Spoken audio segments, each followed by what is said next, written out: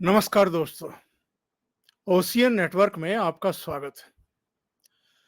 तो विपक्ष कांग्रेस की अगुवाई में मोदी सरकार के खिलाफ अविश्वास प्रस्ताव लेकर के आ रहा है।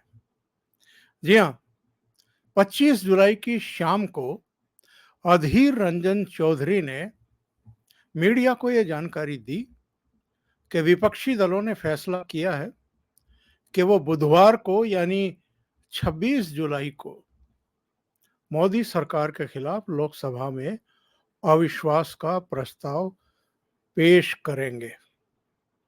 यह अविश्वास का प्रस्ताव पेश क्यों किया जा रहा है, क्या वजह है, आज के इस अंक में यही जानने की कोशिश करेंगे।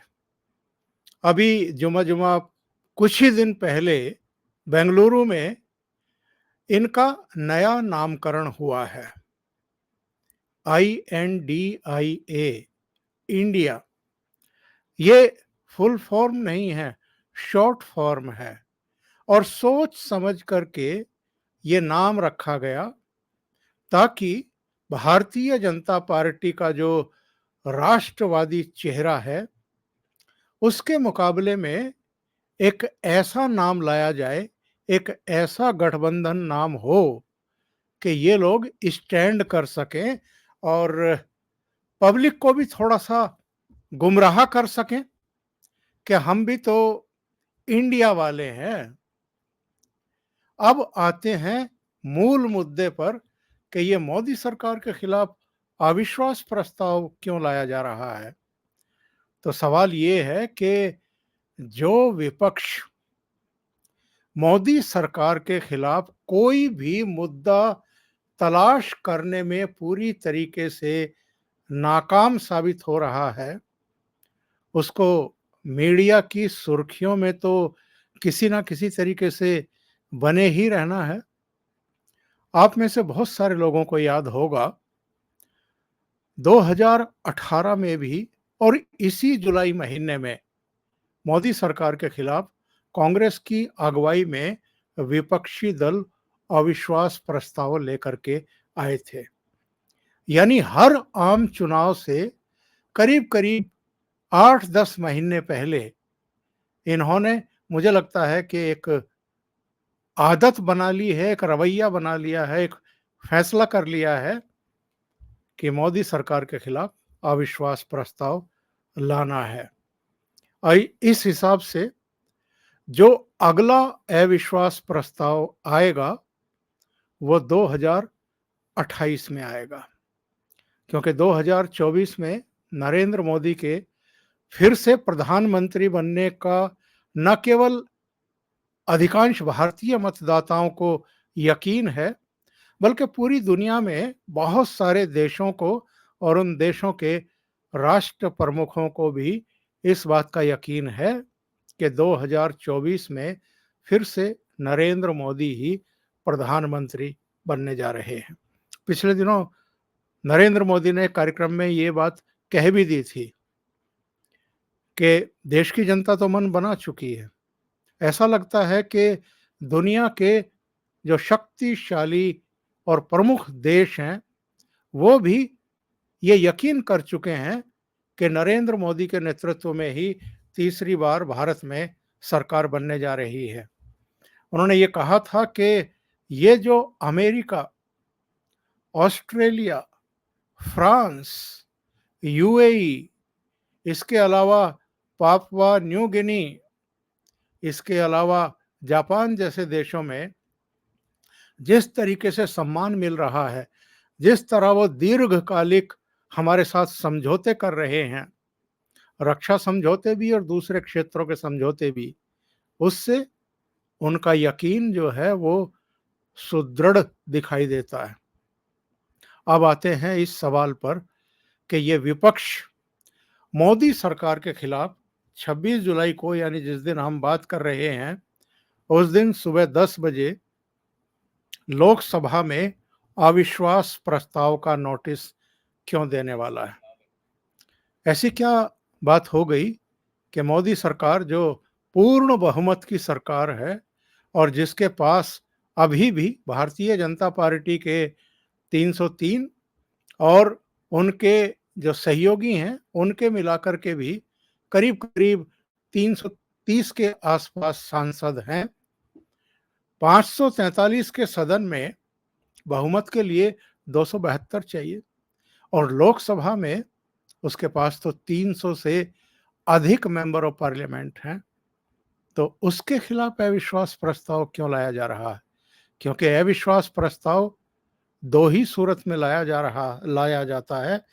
या तो विपक्ष जो है वो ये महसूस करता हो कि किसी सरकार ने सदन का विश्वास खो दिया है, या फिर एक दूसरा कारण भी है कि साहब वो जनविश्वास खो चुकी हो, या विपक्ष को लगता हो कि जो उनके सहयोगी हैं वो उनका साथ नहीं देंगे, यानी उन्होंने सरकार में अविश्वास जाहिर कर दिया हो, घोषित रूप से भले ही ना किया हो।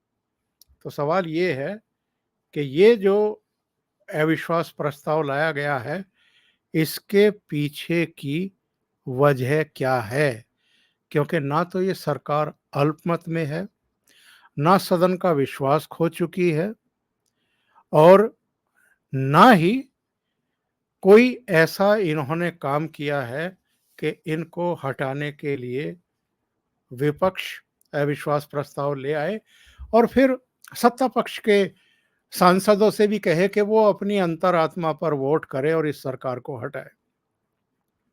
मैं ऐसे अनेक काम गिना सकता हूं मोदी सरकार के, जिनकी न केवल भारत में बल्कि दुनिया भर में प्रशंसा हुई है। कोविड काल में जिस तरीके से अकेले भारत के भीतर ही 200 करोड़ से अधिक टीके लगाए गए हैं। अधिकांश भारतीयों को 2-2 टीके और बहुतों को तो 3-3 टीके भी लगा दिए गए हैं। और जिस तरीके से कोविड से रक्षा की गई है लोगों के जीवन की, उसकी पूरी दुनिया में प्रशंसा हुई है। बल्कि चूंकि मोदी सरकार के समय उन्हीं के नेतृत्व में 2-2 कोरोना वैक्सीन विकसित की हमारे वैज्ञानिकों ने, तो इसको भी बहुत बड़ी उपलब्धि माना जा रहा है। अभी कुछ ही दिन पहले चंद्रयान-3 हम लोगों ने भेजा है, जो अगस्त के आखिर में लैंड करेगा चंद्रमा पर। ये भी कोई छोटी-मोटी छलांग नहीं है। भारत दुनिया का चौथा देश बनने वाला है जो ये कामयाबी हासिल करने वाला है। दूसरे, जिस तरीके से प्रधानमंत्री नरेंद्र मोदी का अमेरिकी संसद में भावभीना स्वागत किया गया, अभिनंदन किया गया, उनके भाषण के दौरान 15 बार स्टैंडिंग ओवेशन दी गई, 70 से अधिक बार तालियां बजाई गई। व्हाइट हाउस में इस तरह का स्वागत किसी और का नहीं हुआ है, ये बात भी कही जा रही है। फ्रांस में उनको सर्वोच्च सम्मान दिया गया, यूएई में सर्वोच्च सम्मान दिया गया। पापुआ न्यू गिनी के प्राइम मिनिस्टर अंतर्राष्ट्रीय हवाई अड्डे पर जब उनकी अगवानी करने आते हैं तो उनके पैर छू करके आशीर्वाद मांगते हैं। ऑस्ट्रेलिया के प्रधानमंत्री उनको बॉस बताते हैं। इससे पहले भी 10 से अधिक देश उनको अपना सर्वोच्च सम्मान दे चुके हैं। और जो ग्लोबल रेटिंग है दुनिया भर के लीडर्स की, उसमें नरेंद्र मोदी पिछले 4 साल से टॉप पर बने हुए हैं। देश की जो अर्थव्यवस्था है वो 5वें स्थान पर पहुंच गई है पूरी दुनिया में, और प्रधानमंत्री का कहना है कि 2024 से 29 का जो रिजीम होगा उनका, उसमें भारत की अर्थव्यवस्था दुनिया की टॉप 3 में शामिल हो जाएगी। इसके अलावा भी अनेक क्षेत्रों में जो सफलताएं मिल रही हैं और जिस तरीके से भारत का सम्मान बढ़ रहा है, जिस तरीके से भ्रष्टाचार पर चोट की जा रही है, अलग-अलग पॉलिटिकल पार्टियों के नेताओं पर भी जिस तरीके से शिकंजा कसा जा रहा है, इन सब के चलते ऐसा लगता है कि इन विपक्षी नेताओं को अब ये लगने लगा है कि 2024 में नरेंद्र मोदी को रोकना उनके बूते की बात नहीं है और देश की जनता मजबूती के साथ उनके पीछे खड़ी हुई है। मैं आपको कुछ आंकड़े दे रहा हूं। ये कांग्रेस पार्टी जो इन करीब 26 दलों की अगुवाई कर रही है, 25 दलों की अगुवाई कर रही है, और राहुल गांधी जिस तरीके से देश में विदेश में जाकर के मोदी सरकार के खिलाफ दुष्प्रचार करने में लगे हुए हैं, उससे ऐसा लगता है कि ये लोग आपा खो चुके हैं, इनका दिमागी संतुलन हिल चुका है और ये हर तरफ से हताश, निराश होकर के, दिशाहीन होकर के अब मोदी सरकार के खिलाफ अविश्वास प्रस्ताव ला करके देश के भीतर भी, देश के बाहर भी एक संदेश भेजना चाहते हैं। ये संदेश क्या है, ये समझने में कोई बहुत मुश्किल आने वाली नहीं है। हम जुलाई में हैं इस समय, बस बीच में 1 महीना बचा हुआ है अगस्त का, और सितंबर में दिल्ली में G20 देशों का शिखर सम्मेलन होने वाला है, जिसकी अध्यक्षता प्रधानमंत्री नरेंद्र मोदी ही करेंगे। और इस सम्मेलन में अमेरिका के राष्ट्रपति से लेकर के रूस के राष्ट्रपति और तमाम जितने भी G20 के देश हैं, वो सब शामिल होने वाले हैं। ऐसे में जो एक बड़ा एक श्रेय मिलने वाला है नरेंद्र मोदी को, और जिस तरीके से जनवरी 2024 में भगवान राम के मंदिर के कपाट खुलने वाले हैं, मंदिर बहुत तेजी से इस समय निर्मित हो रहा है, वो पूर्णता की ओर बढ़ रहा है। इसके अलावा भी ऐसे बहुत सारे प्रोजेक्ट हैं जो जमीन पर उतर चुके होंगे। उसके बाद जब ये चुनाव होंगे तो आप अंदाजा लगाइए, यूसीसी भी लाइन में है। इसके अलावा भी कई प्रस्ताव हैं जो संसद में आएंगे बारी बारी।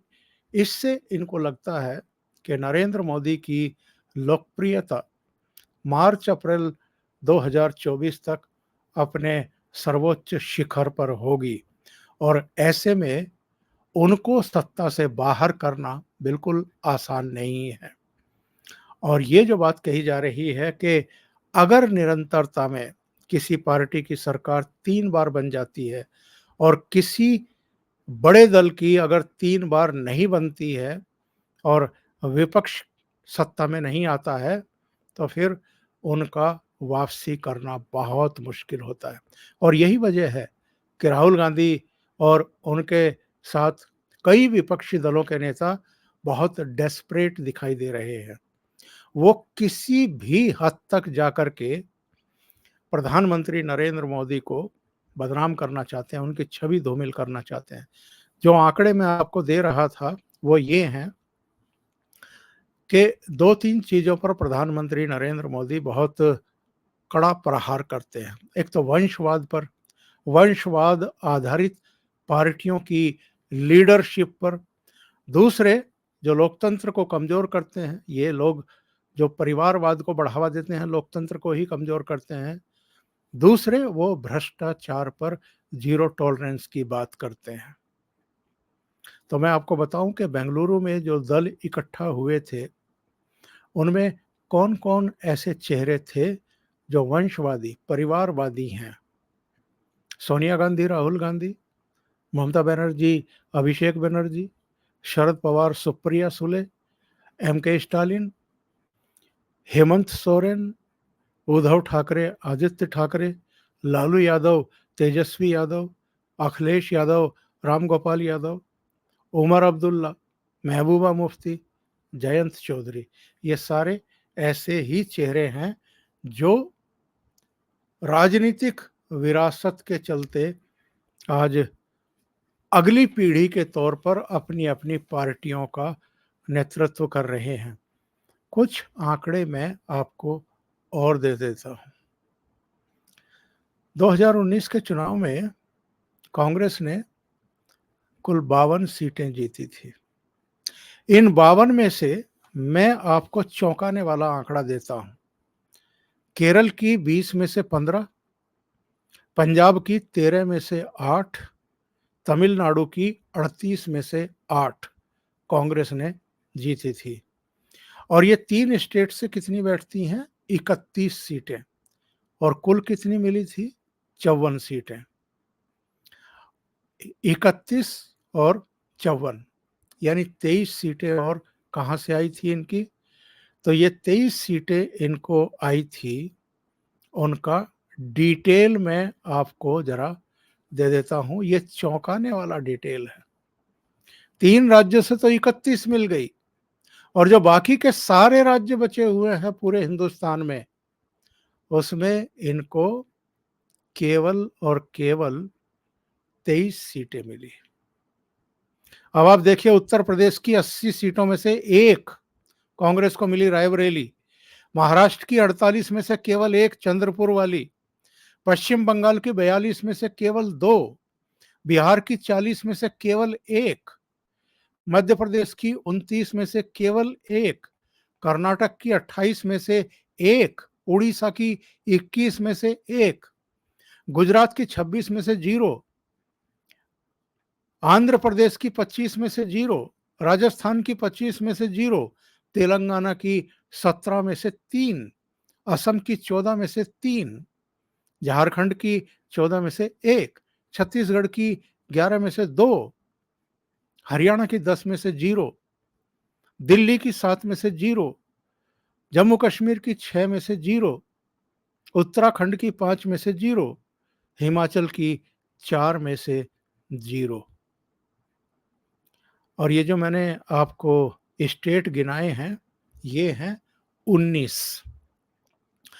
19 स्टेट में 452 लोकसभा सीटों में से कांग्रेस को मिली केवल 17। 452 में से 19 राज्यों में केवल 17 सीटें। और जो 4 बाकी सीटें हैं, वो मेघालय से, गोवा से, अंडमान से, इस तरीके से छोटी छोटी जगहों से इनको मिली थी। जहां एक भी सीट कांग्रेस को नहीं मिली थी 2019 के चुनाव में, ऐसे 18 राज्य हैं जिनमें 121 लोकसभा सीटें होती हैं। गुजरात की 26, एक भी नहीं। आंध्र की 25, एक भी नहीं। राजस्थान की 25, एक भी सीट कांग्रेस को नहीं। हरियाणा की 10, एक भी सीट कांग्रेस को नहीं। दिल्ली की 7 में से एक भी कांग्रेस को नहीं। जम्मू कश्मीर की 6 में से एक भी नहीं। उत्तराखंड की 5 में से एक भी नहीं। हिमाचल की 4 में से एक भी नहीं। त्रिपुरा की 2, अरुणाचल प्रदेश की 2, मणिपुर की 2, नागालैंड की 1, मिजोरम की 1, दादरा नगर हवेली की 1, दमन दीव की 1, सिक्किम की 1, लक्षद्वीप की 1, चंडीगढ़ की 1। कांग्रेस को एक भी नहीं इनमें से।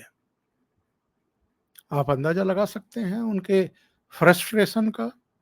और ये जो आए दिन नरेंद्र मोदी को ये गालियां देते रहते हैं, उनको बदनाम करते रहते हैं, क्योंकि कहीं भी उन पर रंच मात्र भी, रत्ती भर भी भ्रष्टाचार का आरोप नहीं है।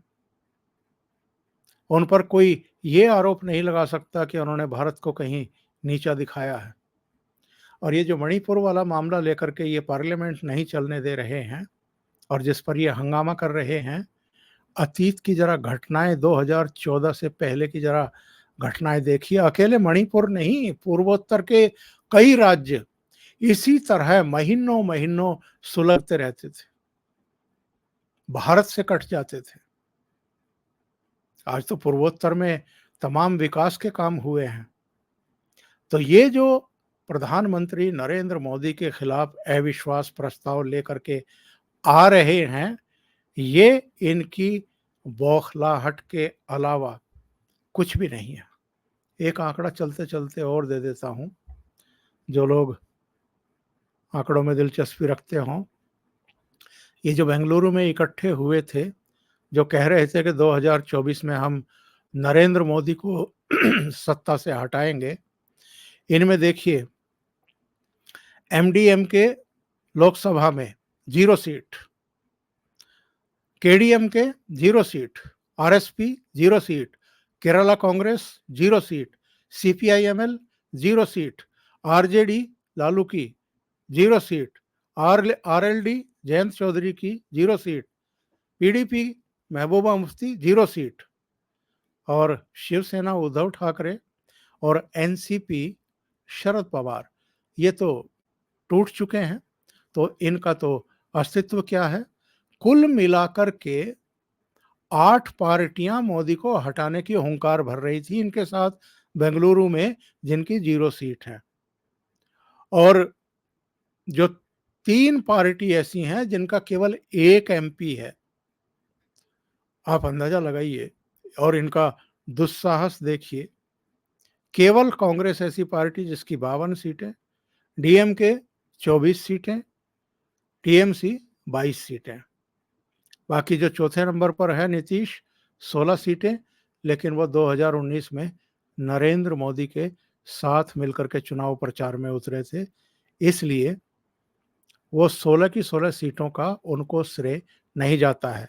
Samajwadi party 5, national conference 3, CPM 3, IUML 3, CPI 2, JMM 1, आम आदमी पार्टी 1, वीसीके 1।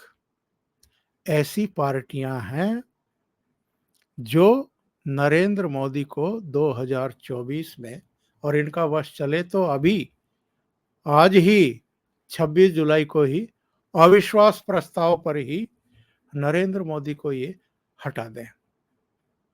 लेकिन ये सपने हैं शेख चिल्ली के, देखने से कौन रोक सकता है। अभी के लिए इतना ही। बहुत बहुत धन्यवाद। अगर आपको ये चैनल और इसके कंटेंट पसंद आ रहे हैं तो लाइक करें, कमेंट करें, वीडियो को शेयर भी करें। अभी तक अगर आपने ये चैनल सब्सक्राइब नहीं किया है तो सब्सक्राइब कर लें और साथ में लगे बेल आइकॉन को दबा दें ताकि आगे आने वाले वीडियो और उनके नोटिफिकेशन आप तक पहुंचते रहें। बहुत बहुत धन्यवाद। नमस्कार।